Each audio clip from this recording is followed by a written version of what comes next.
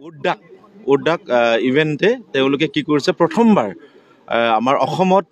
মানে চাইকেল যিটো মানে ট'ৰ তেওঁলোকে কৰিছে 3 দিনীয়া কাৰ্যসূচীৰে আমাৰ কাৰ্বি আংলং অট'নমাছ কাউন্সিলৰ অন্তৰ্গত এই আৰম্ভণি সমষ্টি 1 নং দৰমলা সমষ্টি যোৱা পৰহি আহি তেওঁলোকে আমাৰ আমগুৰি হাইস্কুল নেলিৰ ওচৰত আমগুৰি হাইস্কুলত তেখেতসকলে 10 থাকিবলৈ ৰাতি তেওঁলোকে নিশাটো কটাইছিলে আৰু যোৱাকালি ৰাতিপুৱা তাৰ পৰা ফ্লেগ অফ কৰা হ'ল আহি তেওঁলোকে আহি ঘূৰি আহি পেলাই ইয়াত Bhokchong eco tourism park soil conservation ডিপাৰ্টমেণ্টত ইয়াত আহি তেখেতসকলে নিশা কটালে গতিকে আমি তেখেতসকলক শুভেচ্ছা জনাইছোঁ তেওঁলোকৰ যি আশা আকাংক্ষা যি উদ্দেশ্য লক্ষ্য যে ৰুৰেল টুৰিজিম যিটো ডেভেলপমেণ্ট মানে গ্ৰামীণ যিটো মানে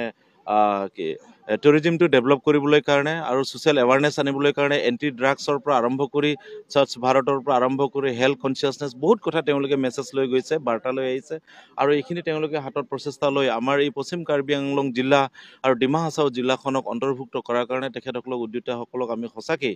ধন্যবাদ জনাইছোঁ।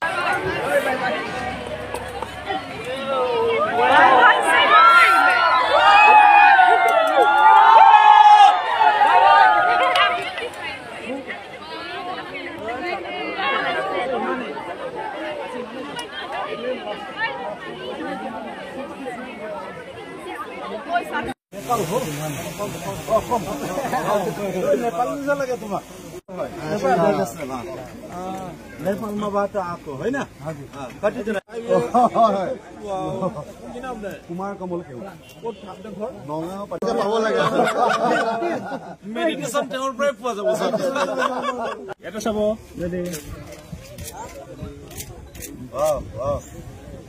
এইখন ইমান খালী হৈ আছে